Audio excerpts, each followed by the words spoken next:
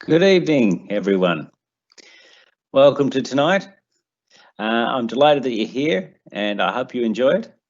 My name is Greg Wolford and I'm with the Jawbone Marine Sanctuary Care Group, and I'll be hosting tonight alongside Jill Wheeler, who's from Parks Vic and also on the committee, and she's in the background making all the images and all the sound come together. So great you can be here. Before I start, I'd like to welcome the traditional landowners across Victoria, wherever you might come from, and in particular the Boonwurrung and the Wathaurong people who have direct connections with the Bay. So tonight, before we start, I just want to quickly say it's a really significant time for the Jawbone Marine Sanctuary Care Group, as we've not only doing our winter talks, but we've also just heard we've been awarded 2 grants, one from Coast Care Victoria and another from Hobsons Bay Council. And there's opportunities for people to potentially connect with us around these, and I'll mention a bit more about that later. Okay, so tonight's presentation is the second in our series of winter talks. Today, we're looking at the experiences of Dr. Jacqui Pocklington, and Jacqui will be talking about marine pests and threats and how we might manage these in marine parks and other environments. Now, I'd just like to quickly ask Jacqui to introduce herself. Good evening. Thanks everyone for joining me today. I'm delighted to be asked to give a talk tonight to the group. It would be lovely if it were in person, but I can't get to see all your lovely faces, but hopefully you enjoy it and we get some nice question time at the end. You can hassle me and I'll do my best to answer whatever I can. So I'm currently the Marine Science Manager at Parks Victoria. So my job's to oversee the marine science and monitoring programs that we run across the state in all our marine protected areas. So marine pests is one of my areas of particular interest, and it's something we spend a lot of time doing here at Parks Victoria, as well as things called overabundant natives. But to start off with, I'm going to throw to Jill to give us a little preview of a video that we've prepared earlier, and apologies if you can hear my cat meowing at us this evening. She thinks the talk's for her, so hopefully she'll provide some fun. Sorry, Greg, just before we throw, did you want to wrap up your intro there? Yes. Sorry, Greg, I forgot our format. Hi, everyone. We've just slightly altered the format. We've gone back to plan. So look, thanks very much, Jacqui. I just want to say a few quick words before we get started. I'll just tell you how it's going to work tonight. So basically, Jacqui will present her slides and talk about her experiences. And during the time she's talking, I'll ask you to invite you to share comments or questions that we can respond to after Jacqui's presentation. But if you have thoughts about what you'd like to ask, you'll see in the top right-hand corner, there's a question mark with 2 little boxes behind it. If you click on that, you can type in your comments or your questions as we go, and then later on at the end, I'll facilitate a dialogue between yourselves and Jacqui. So that's where you put your questions. The other thing to do is, if at all possible, we'd really appreciate it if people could type their name and where they're from. So some of you might be from a particular community group, others might be from a marine science background, others might be just workers with the council, who knows, all sorts of things. But we're really interested to know who are the people that we've got watching. So yeah, please, I invite you to write in your comments. After that, what else can I say? I just wanted to mention that this is only our second forum. So if we don't get it right technically all the time, please be patient with us. We're working hard to get there. I'd also like to invite you, if you're interested, to join the Jawbone Marine Sanctuary Care Group. Contact us after the event or leave your details and we'll get in contact with you. And there's a whole range of benefits to doing that, apart from knowing you're supporting a great group. But you'll be very closely connected to the events we run down at the Jawbone.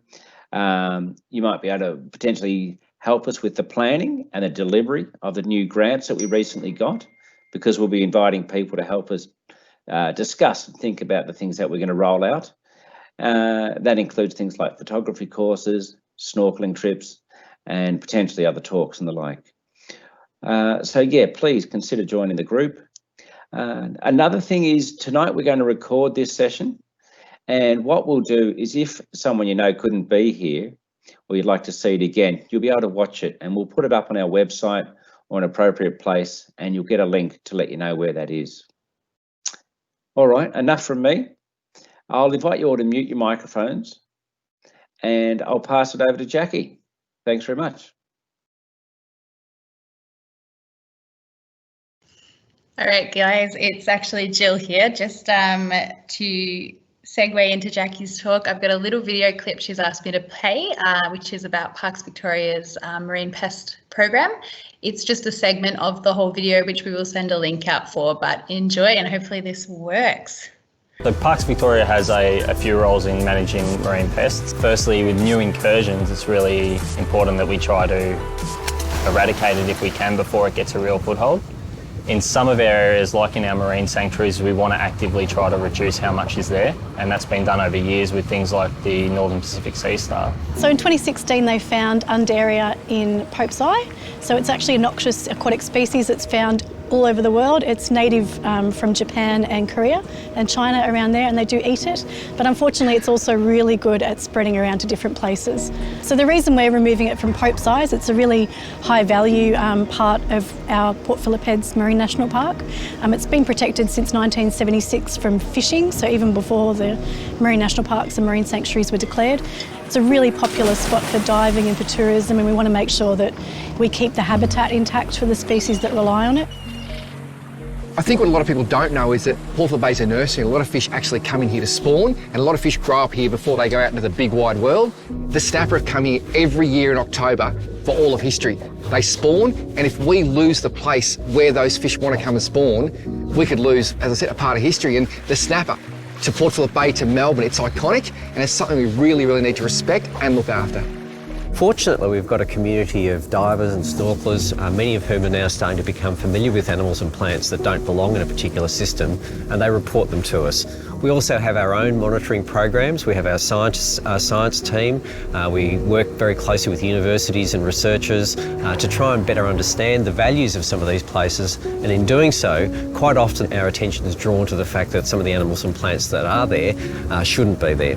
Hopefully at least got a few pictures of some of the work that's been done in Port Phillip Bay. That video was put together by Streamline Media and interviewed a few of us about some of the different marine pest work, and we've been doing focused on Port Phillip Bay. So it's a really interesting video they've put together with some lovely footage. So hopefully you can have a look at the full version at another time. So is that working? There we go. So this is something we also put together as part of our marine pest program. So there's lots of little colourful dots on this map of Victoria, but they're all representing different species. So on the left-hand side, we've got, what's my left-hand side? I'm assuming it looks the same through the other screen. You can never quite tell with presentations. So the different coloured dots represent the different species that have had records in those spots. So you might have a look at the inset of Port Phillip Bay. Has lots and lots of colours because unfortunately Port Phillip Bay is particularly pesty when it comes to introduced species. And that's mostly because the majority of our marine pest species come through shipping. So things like ballast water and those sorts of things, particularly in the days where there might not have been such good biosecurity practices. These days they've got to get rid of their ballast water before they get into the bay, so they're not into these nice sort of sheltered environments, because there's lots of most ships go to other sheltered environments to start with, and then they come over here to bring electronics and goodness knows what else with them. So you often get things that are quite happy in those environments in other temperate regions of the world that move across. So we have quite a few things from places such as around Japan, South Korea, China, those sorts of waters, as well as some things that you often find in Europe, like the green shore crab. So on the left, some of our main ones, we've got the Japanese kelp, we've got the Northern Pacific sea star, we've got the green shore crab, and we've also got over in Western Port Bay some of the Pacific oysters. So they're kind of an odd one that probably didn't come from ballast and probably came more from early aquaculture And as other smaller ships and boats and all sorts of things have moved around, that they've started to pop up in a few different areas. And over on the right-hand side, we've got a few that are kind of considered pesty, but they're not exotics. So these ones include overabundant native species. So we've got an urchin known as the purple urchin, though purple is a bit of a misnomer. I never know how to say that word. It's all sorts of different colours, but you'll find it in Port Phillip Bay, and we get it in Corner Inlet and all the way across. So it's very common. It's the one you probably see most often.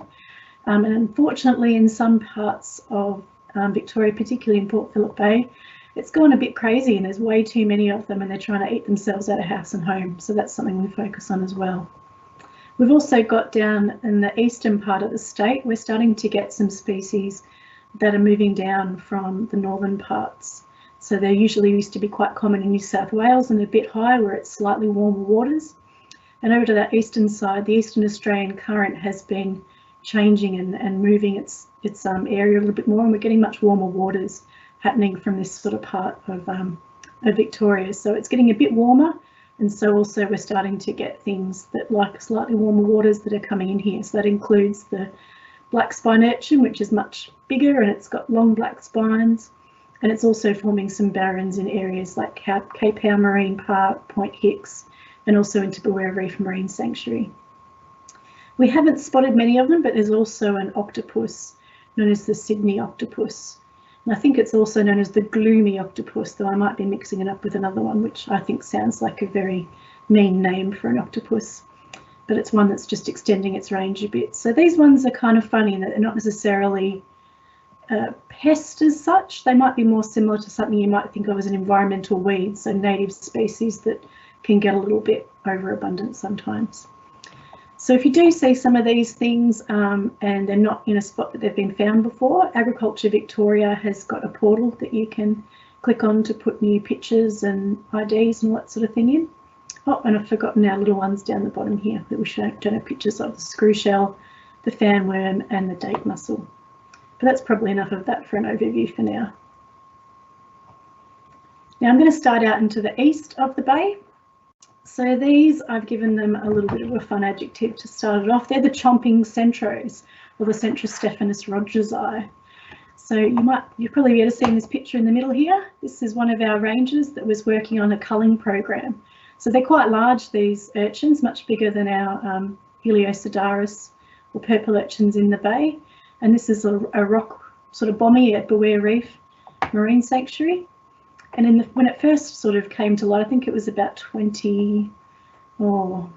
is stretching my brain a bit now, about 2013, 2014, they were starting to get quite abundant. And we started to bring in some, maybe we're going to need to have a look at these because they're starting to eat a bit too much of the kelp. And that's one thing I've left out of this wonderful urchin thing. It wouldn't be so bad if there's just lots of the urchins, but unfortunately they usually eat things like drift algae, but when they've got not much in the way of drift algae to eat, they will eat the kelp, and that's a really important habitat for lots of other species. So fish, invertebrates, all sorts of things live inside the kelp, and it's basically just like a forest. It's the habitat that all these other species live in, so it's super important. So in the bottom left, you can see a quadrat. We started monitoring out that way, counting the urchins, and at the beginning they were getting large numbers of urchins per metre squared. And they did lots of this work, and it's been continuing using contractors as well as staff ourselves. And I was lucky enough to speak to, or to see on Facebook, a friend that's been out diving there, I think very recently, maybe as soon as it opened up out in the regions, and look at the lovely kelp that's starting to come back there through all this work of culling the urchins. And this little quadrat down the right-hand side's got some kelp that was starting to come back. That was about 6 months or so ago in some of the quadrats. So we are starting to see some improvement, which is really good.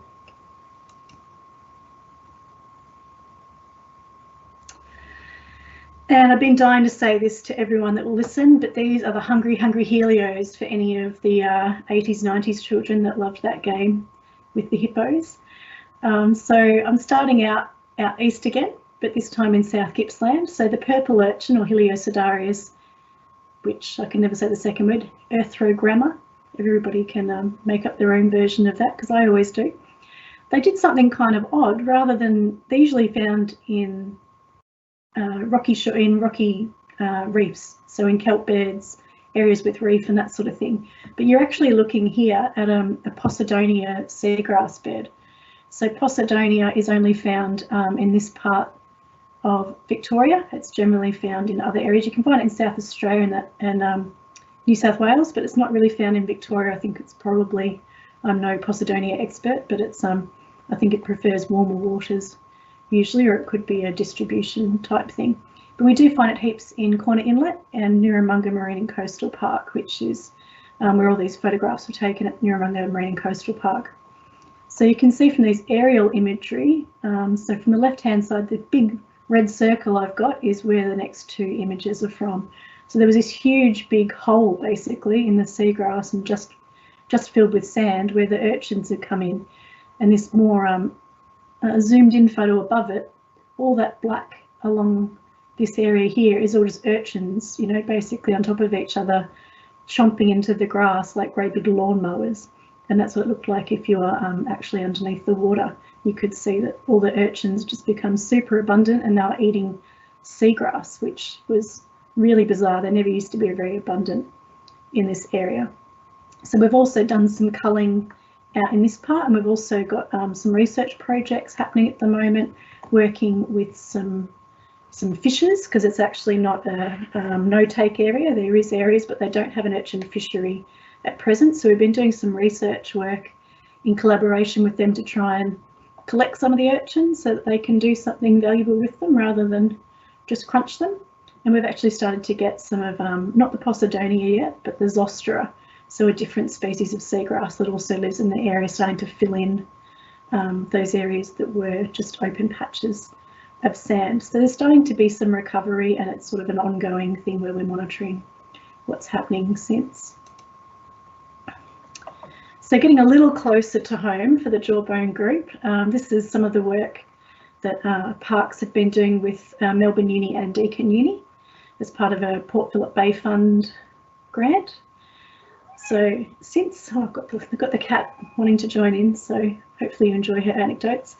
So we've had to go out and do some culling in Point Cook Marine Sanctuary. You can see probably from most of these photos, except for the one on the end, it's become very something like out of almost Star Wars or something. It's just these kind of weird rocky outcrops and little stacks and stacks and stacks of urchins in really high numbers. So a lot of the kelp has been lost, and the other seaweeds as well. It's become really bare, and we're losing a lot of the other types of fauna.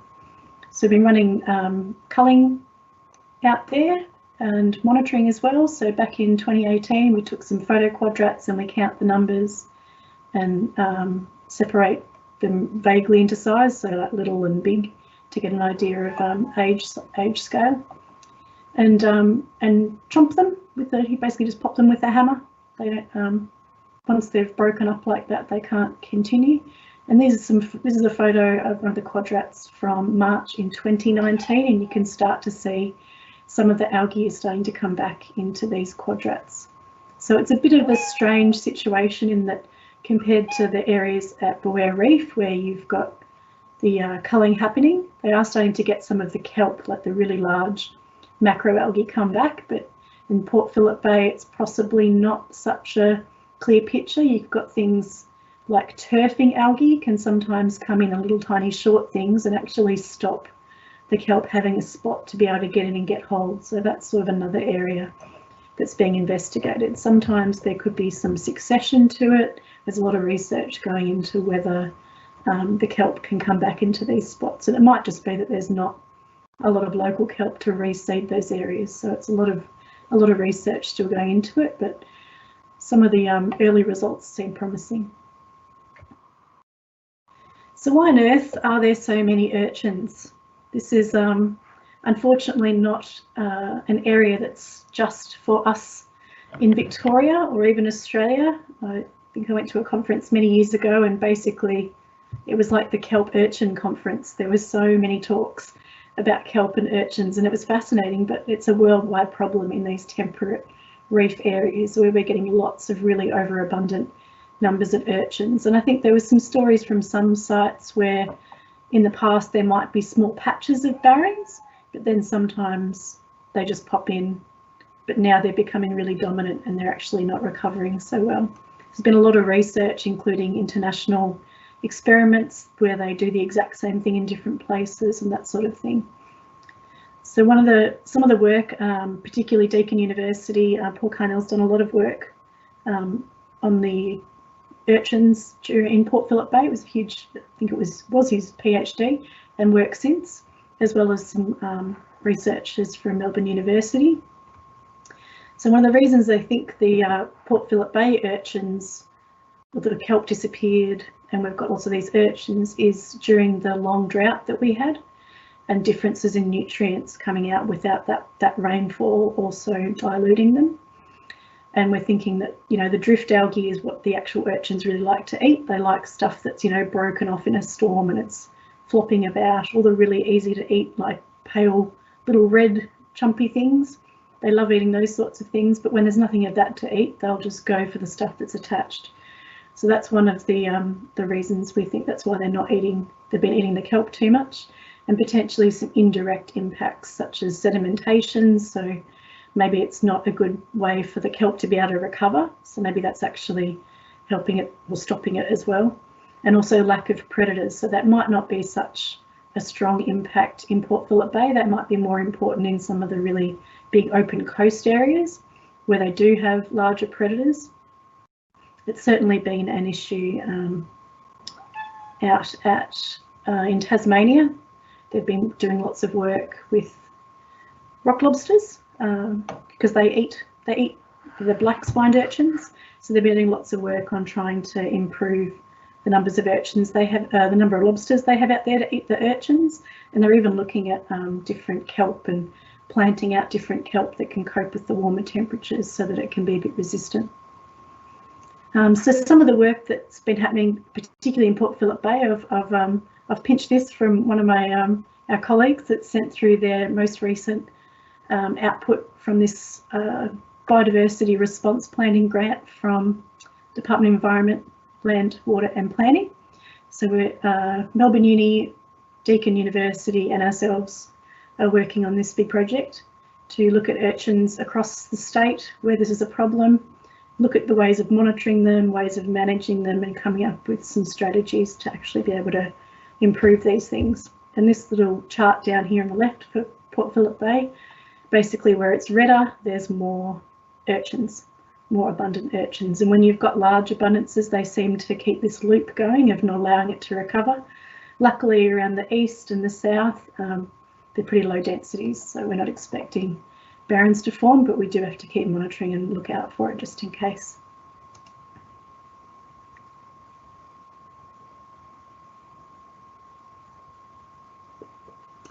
So back to zoom in on Port Phillip Bay. Excuse me.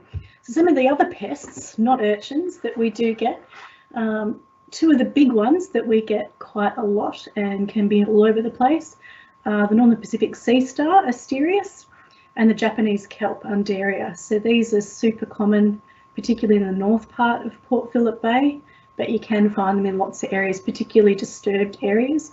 And the sea stars really like soft sediment areas to hang out in. So they've been around quite a while.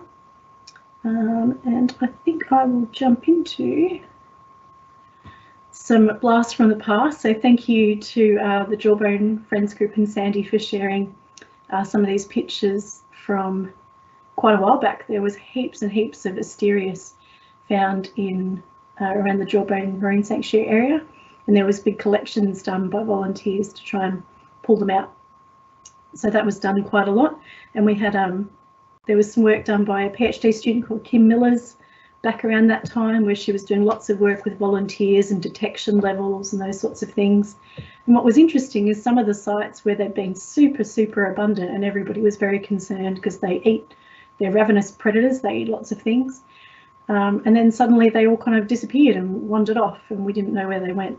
So there's still a lot, even though they do pop up in large numbers and then they kind of vanish again. So there's still quite a lot we don't know about these sea stars, about where they go once they're not able to be spotted from a pier or from the shore or when you're snorkeling.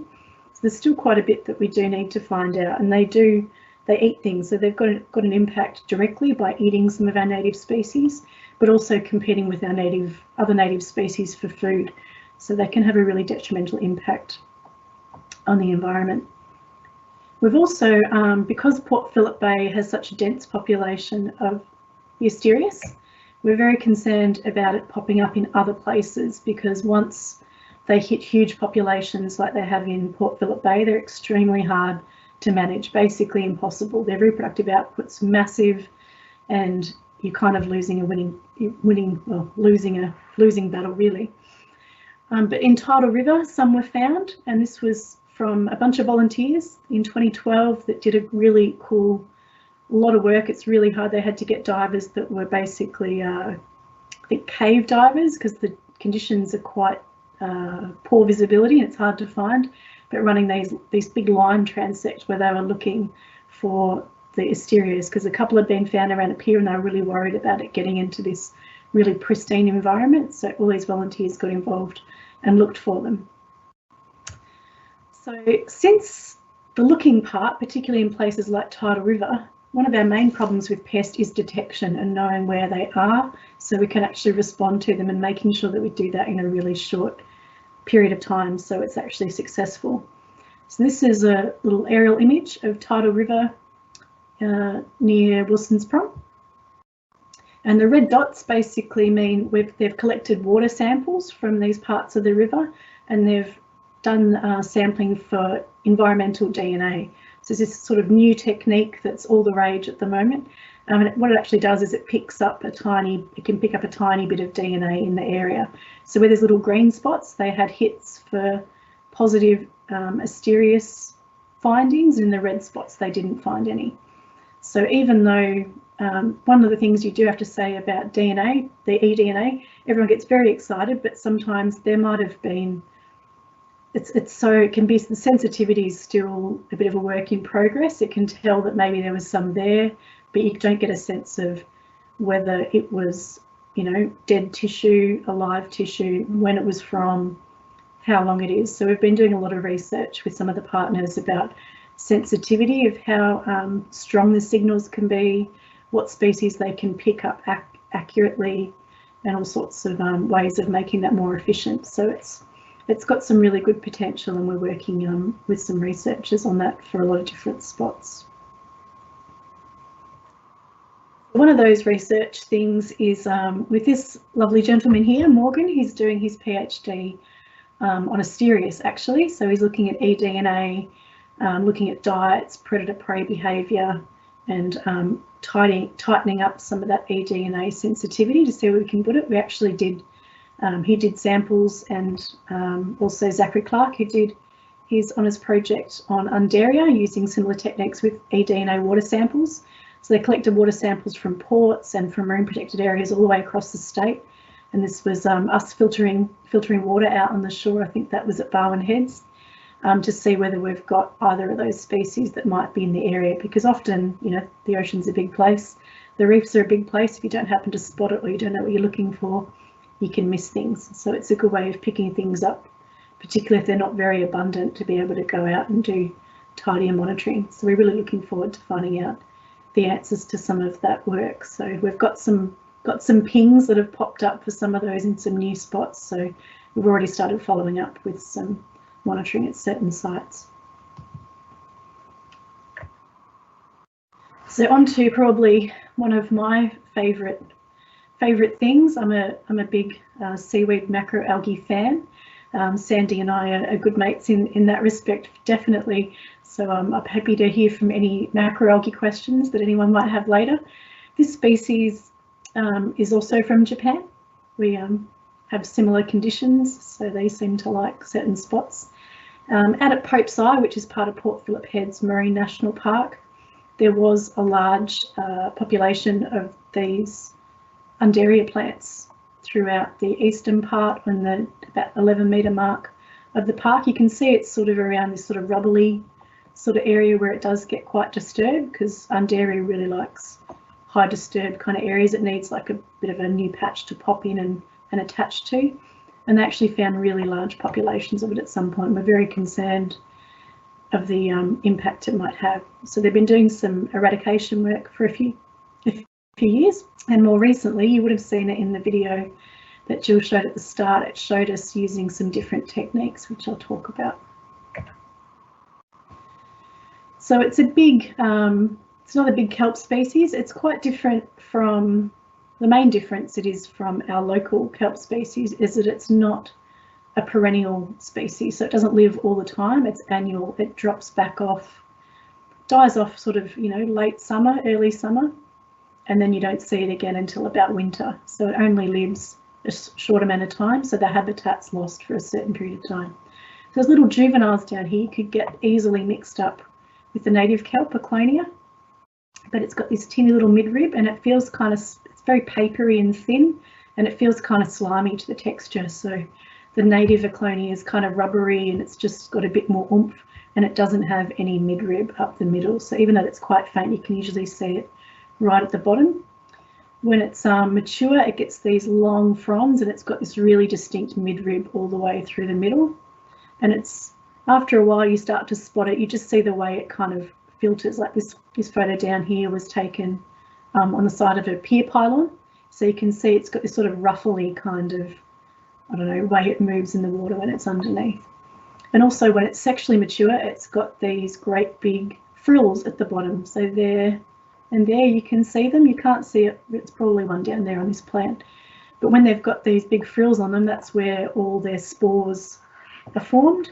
And so when they're sexually mature, they'll release all those spores and they'll just end up on the sediment and that sort of thing. So we're trying a different technique to actually get rid of it before it gets to the reproductive phase, the same as you would with a weed on land. You don't want the seed head to be there before you start pulling it up, because otherwise you sort of miss the boat until next season. And it can live in the sediment and that for quite a long time, so it'll just keep coming back and back and back. So this is our underwater weed that we have to go scuba diving to get rid of. And this is the technique that we use to remove it in a way that's safe, so you're not spreading the spores around. The sporophyll is this little frilly part here, is usually in this part here. So what we do is we've got secateurs that we use underwater. We chop the top off and we chop above the holdfast. And it's actually, if there's any botany nerds in the audience, it's got two meristems, so it can actually, rather than just having one at the bottom, it's got the, it's got them between the holdfast and sporophyll, and also the sporophyll and the blade. So what we actually do is we chop them, so then it can't grow the sporophyll anymore. We take that sporophyll, we put it in a little Ziploc bag, we zip it up and we hold onto it, and the holdfast can just degenerate and soak in the blade, so it'll just fall apart into the water and deliver nutrients and food supply to the rest of the things in the water. And so if we find juveniles as well, we also collect those. So we've been doing that for a few years now. We monitor them. And this is a big bucket of all the sporophylls that we've had after doing some of the earlier ones. And it does have a very seasonal growth. So it sort of starts out not very abundant, kind of in the July period. Then it becomes super abundant sort of October, November, December, and then it's starting to die off again. So you get these huge sporophylls full of spores. And it actually does make really interesting habitat for some of the little tiny animals as well. So we also look at, we monitor, so we look at these blind intercept surveys, so we count whether there's plants, and we take some photographs, and this is what one looks like that's popped up here. So this is a lot of the native callirpas and red algae as well, and it's managed to pop itself into that little spot. So we monitor how many there are as well to see how useful our weeding, I suppose, is being. So Jill, now it's over to you to give us a go at the little, it's a little sneak peek of the new Jawbone video that those of you who know Ellie is starring in, but I haven't been released to use the whole thing yet, so we only get a little sneak peek until it comes out soon. In a healthy marine environment, you would be looking at about 2 sea urchins per square metre, but in some areas of the Jawbone Marine Sanctuary, we have found up to 20 urchins per square metre.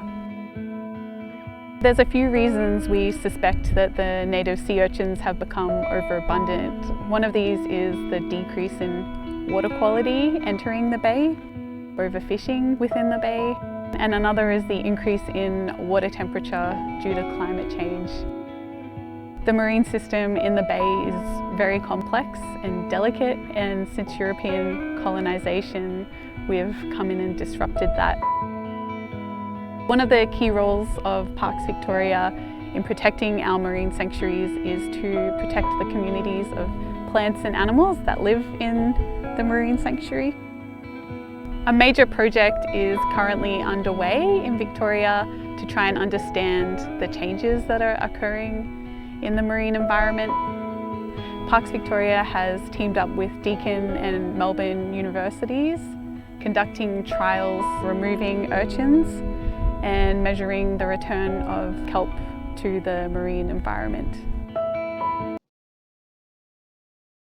And that's all we're allowed for now, just a little tweak. So apologies to Jill, she was a good sport. I was like, oh, I've got these little videos, these will be fun, and just to try and mess with her wonderful technical skills, just to test them a little bit.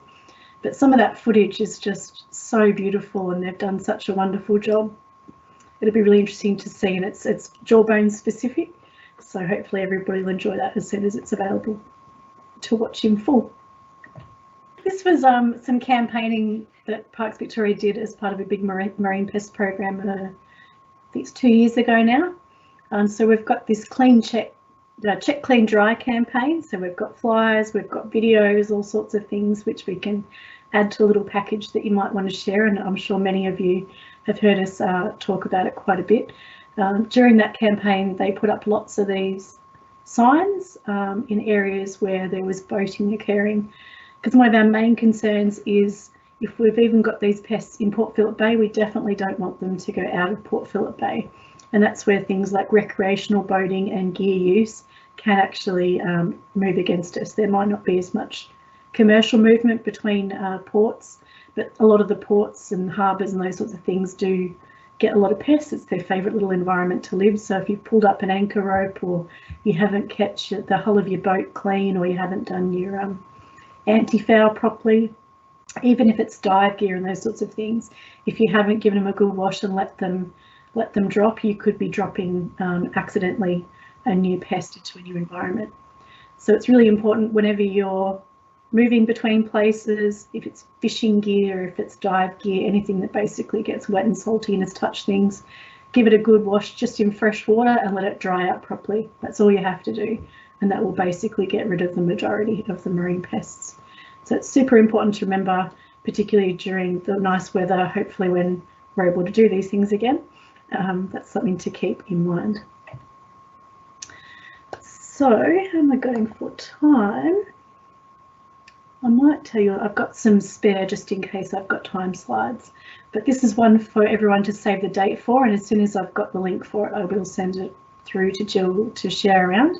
We do a lot of work with a program called Reef Life Survey.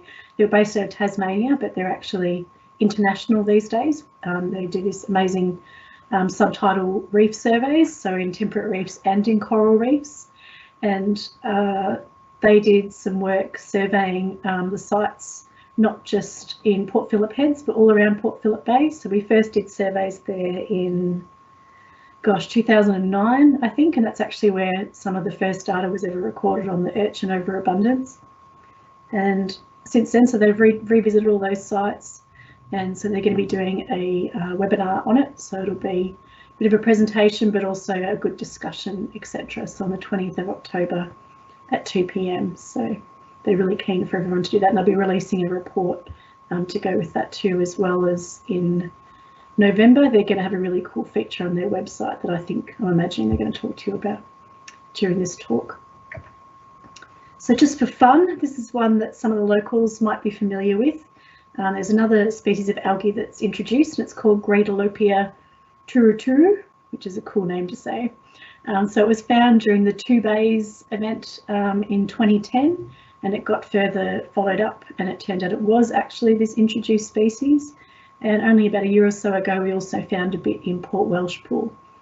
So one of the rangers had heard me banging on about algae for quite a long time and said, Jacqui, I remember your description. I think it could be this one, and sent a picture. And I went, oh, yep, for sure. So we sent it off to one of our wonderful friends and colleagues who's a marine pest expert, John Lewis, and he got a sample and sectioned it because it's extremely easy to get mixed up with this dude, which is totally native and lovely and also quite common, but it only pops up short times of the year. So we get it at Point Lonsdale pretty much every year.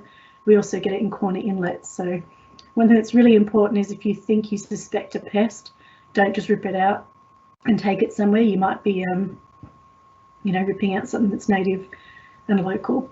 So that's one of the cool ones to look out for. And this is also some work that we've done in the background. That's some marine pest prioritisation. So some of the work we do statewide. On the right hand side, we've got some models of spores and where they might travel during certain times of the year following the different currents and temperatures and all those sorts of things, for how long they might be in their larval form in the water and where they could move to. So it helps us sort of start to get a picture of when and where we should be monitoring for things, and doing big workshops on different types of techniques and what's the best way of detecting things. So this is some of the decision making research we also put into our marine pest programs. And otherwise, here's a fun one that we found recently in Queenscliff. So it's actually a bryozoan, even though it looks like a seaweed. And I used to call it it just reminds me of I think it's called the see-through noodle or something like that. And it's not listed on the noxious aquatic species lists, but it used to be quite common in Sydney, and they think it's because of warming waters that we're starting to get it maybe popping up down here. And the sad news is for this pest, you can do literally nothing to get rid of it, because if you break it off, it'll just keep growing. It's a very interesting animal. It's actually a colonial animal, and it's all floppy, but actually it can cause problems with seagrass areas, and also get stuck in people's props and their boats, and they're not so keen on it. So we do keep quite a close eye on that. And that's basically me done. So thank you very much for listening. Thanks, Jacqui. That was fantastic. I think I'll appear on the screen shortly.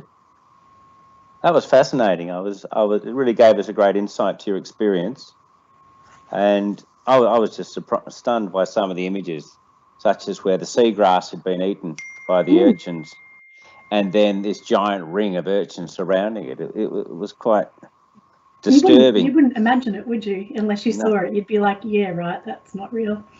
Yeah, absolutely. Yeah, I forgot to mention we're actually doing, because of that work, we've got one of our internal spatial team as well are doing some really interesting stuff, trying to use remote sensing to be able to pick up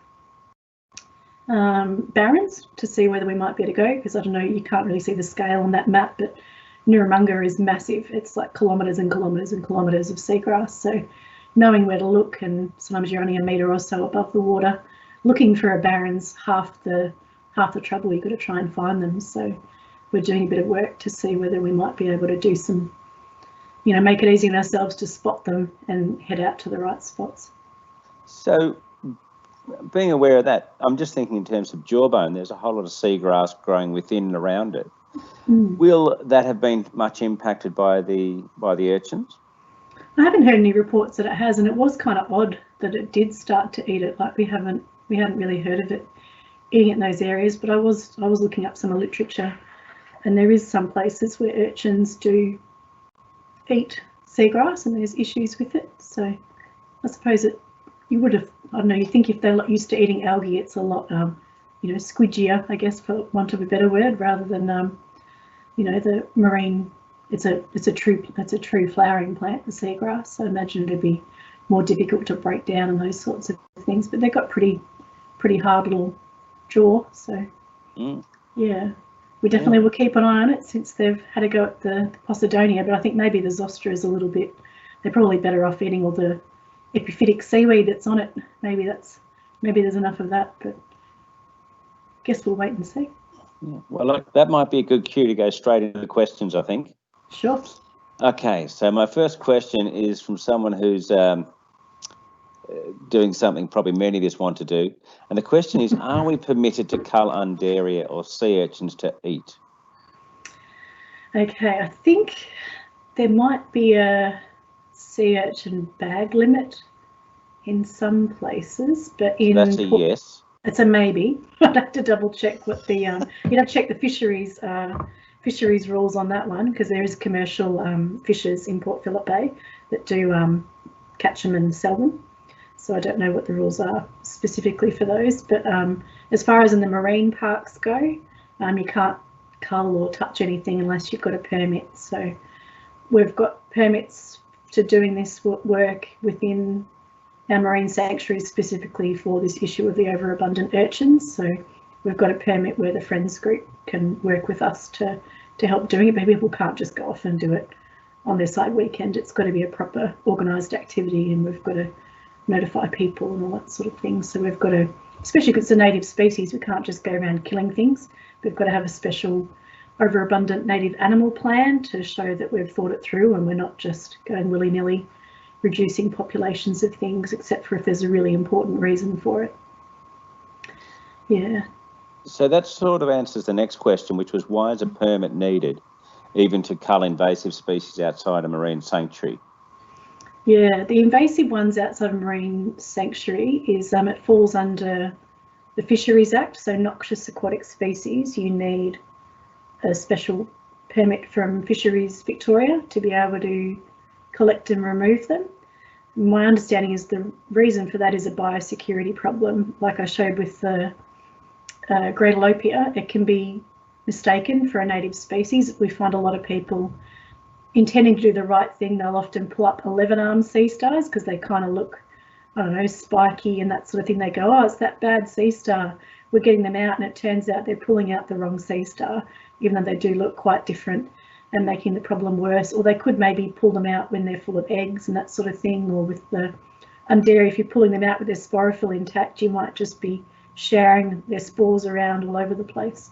So it's a way of just making sure that the people who are doing it are really good at their ID, it's being done in a managed way, and it's not going to make things worse. That's my understanding of why they've got that sort of thing. But we often work with people in the community, and I'm hoping, I haven't really had much of a forum to show our techniques before for the area if there's opportunities to do that in some sites. Yeah, okay. There's a quick question here. Can you eat the helios? Yes, people do eat them. Yep, they don't eat, they chop them open and they eat the gonads. So they only eat the females, they don't eat the males. They've got these sort of orangey looking lobes, which are basically their egg masses that they eat. They're massive in Japan. I lived in Japan for 18 months and did some work there, and we dissected a lot of urchins. They also had urchin barren problems, which they thought was to do with the tsunami and the earthquake out there, because they didn't have them beforehand, and we would collect and dissect them and they'd check them, and it's a massive fishery over there. They love eating them. They put it in soup and things, and I must say that the flavour's nice in soup, but I wasn't a huge fan of the texture. It was a bit gritty for my palate. But well, someone here is thinking the same as you, because he says they're great as part of a Sicilian pasta dish with basil and parsley. Oh, there you go. But yes, so definitely definitely worth thinking about. What was a question I just saw up here? Oh, no, that was one I was curious. I've heard said that the amount of roe varies depending on the stage of the moon cycle or where the moon is. Can you make a comment in relation to that? I couldn't tell you about how the moon relates to it, but there definitely is times that they are better for their gonads, and it depends on what they're eating as well as I guess when they're ready to spawn. But yeah, I'm no physiologist, so I'd be stabbing completely in the dark there. But we could look it up. Thanks. Someone here is saying they're happy to go out with their hammer. I'm thinking more of the crystals and the jawbone, but happy to whack them in the jawbone as well. That's a good, passionate comment there, Stephen. Thank you. How extensive is the helio problem in Port Phillip Bay, i.e. in terms of, say, square kilometres? Can you give us a rough idea? I don't know about in kilometres, but certainly down that southwest portion of the bay, it's pretty bad. Yeah. Yep. So what could you say as a percentage, perhaps? I don't know if it's worth bringing that map up that I had earlier. I think that was based on different sites. Where's my little map? Cool. Yeah, so in terms of how extensive is the problem, just sort of looking at that, could you explain in a bit more detail, perhaps? Sure. So this is literally kind of hot off the press to my knowledge. So this is some work that's been done by Melbourne Uni and Deakin Uni as part of this project. So particularly around that area near the Werribee kind of section around Kirk Point, they're really dense. So 12 to 16 urchins are found per metre squared. And the research that's been done has shown that if you get abundances of more than 8 per metre squared, you can start a barren, and then to keep a barren going and to not have any regeneration, they can stay at about 4 per square metre. So basically all that bay that you can see, all that shallow area, everything that's not white is basically in numbers where a barren's potentially just going to stay without some sort of management or change to its population. That's pretty significant. What's that in there? 10, 2, 4, 6. Jacqui, It's in the hundreds from the looks of it. is there like a time scale as to how recently or when this has started to happen? The first data I know of that was about the urchins in Port Phillip Bay was around 2009, but I'm not sure if there's much before then. So we do have surveys that were done at some of the subtidal sites prior to that, but that's the first time I'm aware of that we knew that barrens started to form, and that's where some of the research that Paul Carnell's done, where they looked at historical images, so actual aerial photos that they used to take before we had satellite imagery and that sort of, and Google Earth and all that sort of thing, to look at the historical change. And they did find that big, a bit of a link between when the drought was happening and when it started. And oh, my lovely friend and colleague has just been texting me tips, so that's good. 400 hectares of barrens in Port Phillip Bay. There you go. Thanks, Paul. He's listening and helping. This is very interesting. Yeah, so that's when that linked out, and he thinks it's to do with the nutrient changes that were occurring at that point in time, because that's when it seemed to have a big change, was during that really long-term drought. So yeah. And one of the questions related to the hammer approach is, someone has said, what are the natural predators of Halio? What are the predators of the urchins? We know lobsters eat them, but as you'd imagine, there's probably not an awful lot of lobsters up north of Port Phillip. Probably, you do hear reports though that back in, I don't know, the 18 whenevers, people would just grab them out of the shore. So it's probably been too long and too heavily fished and all that sort of stuff for us to be able to pin the predator stuff into more recent times. But it's otherwise, I think blue groper out that are more, you know, not bay sort of species. They're sort of found large big fish. They'll eat them out in certain spots, but they're the ones we know of. We don't have any otters. I don't know if ricali eat them. I've definitely seen plenty of crab shells around where ricali have been eating, but maybe we need to see if they want to eat some urchins as well, like the otters. But I don't know if they've got, if they don't like the spikes, maybe. Great. I'm just going to move across to, there's a couple of questions in relation to Undaria.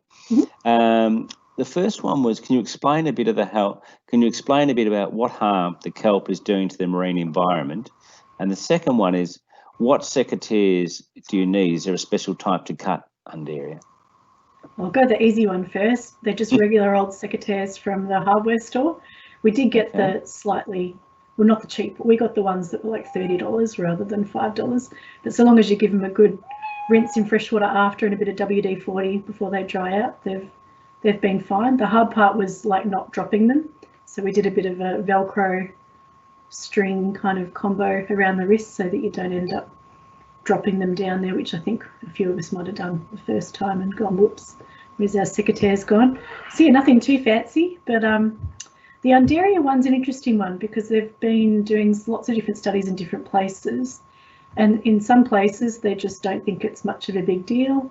In some places they probably go, you know, what's the difference? It's just kind of there. It doesn't invade. It does like really disturbed spots, So if you've got an area that's, say, an urchin barren and it doesn't have any native kelp, it might be like, woohoo, this is a great spot, it'll pop right up and get into those sorts of spots. So if you've got really good native kelp, it doesn't really do very well. It can't really invade those spots too well. But because it's only an annual plant, if you, for instance, had a disturbed spot and it starts growing at the exact same time as the local Eclonia, it might be competing with it to grow to a certain height, and maybe it's out competing it in terms of being able to regrow and have this long-term habitat, and then for half the year it's gone, so there's no habitat available for the different species. So that's where a lot of people think it's quite no big deal. That's where my concerns are, in terms of you wouldn't want the whole place to swap over to an Undaria kelp bed rather than a native kelp bed. But the jury's a bit out. You do sort of get a lot of the studies have shown that they do provide habitat for native things. You do find things living in them that might live somewhere else, so there could be some positive impacts. But you also might, yeah, it's just a different type of thing. So it's still a bit of a long-term beast, because a lot of the studies, they did a great big review survey. I think maybe it's a year or two ago now, and looked at all the different studies across the world, because it's a pest in places all around the world. And some of them just think it had a positive impact because it just grew in somewhere where there wasn't anything good to start with anyway. Some of them say, oh, you know, the other stuff couldn't really grow, it got excluded. But most of the studies don't go through longer than about 2 years. So you also don't really have a long enough time scale to be sort of certain that it's definitely a long-term win. So that's some of the really hard part with marine pests too, because sometimes it might be exotic and filling a spot, but if it's an empty niche, maybe it just helps to the productivity. So it becomes, you get into this sort of philosophy side of things as well. Oh, I can't hear you, Greg. That's better, isn't it? That's Sorry. better. One of the, I'm just really conscious of time. It's actually 9 o'clock. We're going to have to wind up. But there's so many great questions here, and I'm just really seeing things like, when's the next pest culling event and so on. There's a number of people who have been really keen to do that and posted questions and ideas around that. I suggest that, I guess, if we just keep in contact and through our websites, our email chains, we'll just make sure that people know. Yeah. There's a whole lot of questions here around dredging in the bay. I don't think we'll keep going. Jill, am I right? Are you happy if I wrap us up? I'm conscious people will need to go, and it is 9 o'clock. Totally up to you guys, Greg. Whatever. I think there's still about 30 people online, but I think, yeah, we don't want to go too much past 9. So you've probably got another 5 minutes if you want to use it. Sure. Yeah. And if you want, you can save some for later and send them through to me, and I can send it back in an email if you like, assuming I know any of the answers. I like this comment down near here. We're now seeing Pacific gulls killing them. Oh, really? Yeah, down at the Jawbone, yeah, I've seen this. They pick them up and they're dropping them on the sand at low tide. That's true. And I have seen that once. Yep. So when you're walking around barefooted, you have to be a little bit careful. That's true. Yes, like a toe. Absolutely. Yeah. Now, another question. Does underwater culling equate to bag limit?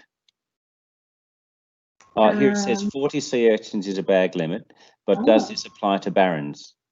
That's from James. Thanks, James. We actually have to get a fisheries permit to do our culling in the parks. So, yeah, to be a separate type of thing. So recreationally outside of the parks, if you wanted to, if you do stick with your bag limit, I think it still sticks. Whether you a question connected to that was, is there a longer term sort of strategy being planned for removing some of these pests beyond sort of smashing them? Yeah, that's what this really big collaborative project is about. So trying to look at the strategy. So they're doing a lot of research to fill knowledge gaps as we're going, and also get a handle on where they are and how bad they are and all that sort of thing. But also to try and go, okay, which bits, at the end of the day, if the problem does get to a certain level, it's like, okay, what investment do we need to manage the different areas, particular areas where there's fisheries concerns? And we think of it from a nature perspective, from Parks' perspective, but it does actually, they trash a lot of the habitat that the fisheries rely on for juvenile fish and fish habitats. So it does have economic implications in that regard. So yeah, there's definitely a lot of work being put into trying to figure out what the strategy is in the long term. Just in relation to that, sort of going into new areas, there's a question saying, you know, how has it spread? And that was referring to things like, is it through boats? Is it through dive gear?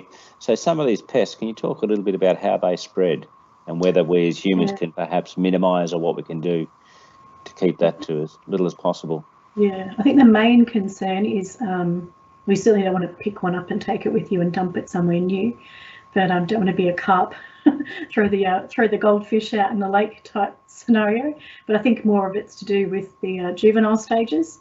So a lot of the larval stages you won't be able to see; they'll just be in the water. So any of the water you're picking up, they can actually they can do pretty well just in a damp but not totally dry sort of spot. So if you anchor wells, one of the areas that you know, if you had a reproductive undaria or asterias nearby where you've dropped anchor and you pull it up and you pop it in your little anchor well and you don't ever give it a wash, and then you, I don't know, go down to Tidal River and jump in around there, you could be sharing a very unwanted larval thing that goes, this place is great, let's just pop up. So definitely giving things the good old the freshwater wash and dry before you go somewhere else is a massive change. And definitely don't forget things like fishing gear and dive gear and any kind of wet stuff. A comment here, are the urchins on the barrens different to the ones in the kelp seagrass? Or, as in, if you're going to eat them and what they're made up of? No. They're same. Okay. Yeah, same species. And here's a slightly left of centre. Is the bright green lettuce looking seaweed native or invasive? It's native. Yeah. So sea lettuce is one of those species that's actually quite international. Anyway, we're used to, and I suppose especially in Australia, we're used to our species being Australian, and that's all. But there are some species of sea lettuce that you find all over the world, and other types as well. But we've also got ones that are only endemic to our area. But yeah, most of the sea lettuce is ours. And don't think it's scary and bad. Like, it does like high nutrient levels, and it will pop up in disturbed areas, but then often it'll die back and then the next thing will come in. So it's can be a bit of a successional species. Good. Okay. All right. Look, I might wrap up the questions there. Just looking at the time. Thank you so much for that. No worries. Thanks so much for having me. What I might do now, before we say farewell, I want to, I guess, first of all, thank everyone for coming tonight. And I also want to make special mention of Jill tonight from Parks, she's made it tonight possible. You wouldn't realise what's going on in the background. She's pedaling madly, and she still sounds quite relaxed, so that's good. So thank you, Jill. I'd also like to thank David, our president, and Sandy, who Jacqui mentioned earlier, and the rest of the Jawbone committee who made tonight possible. But I guess most of all, I want to thank you, Jacqui. Thank you so much. Really appreciate it. And on behalf of the group, I want to give you this book. Oh my God, thank you. It's seaweed. Oh, it's seaweed. Perfect. It's got and pictures it's of a seaweed. Series of images of seaweed, which no doubt beautiful. you'll appreciate. Definitely. It's a combination of photography and art. Oh, thank you so much. That's lovely. A whole lot of seaweeds down in Tasmania, many of which you'll find are up here. You sure will. Oh, that's gorgeous. Thank you. You're welcome. So what I'd like to say, I guess, is at this stage, we don't know when our next talk is going to be. As a committee, we're discussing what our options will be, and we'll let you know what we're going to do. If you've got any ideas, I can see in the chat box here, there's all sorts. If someone's got an interest, please put it in there. And when we're talking over the next week or two, we can consider that. And look, I think I'll wrap it up on that. But look, thank you very much again, Jacqui, and thank you everyone for coming tonight. Thanks, Craig. Right. Thanks, Jill. Thanks, everyone. Okay, everyone, keep well, keep safe, and hope to see you in the water. Okay, bye.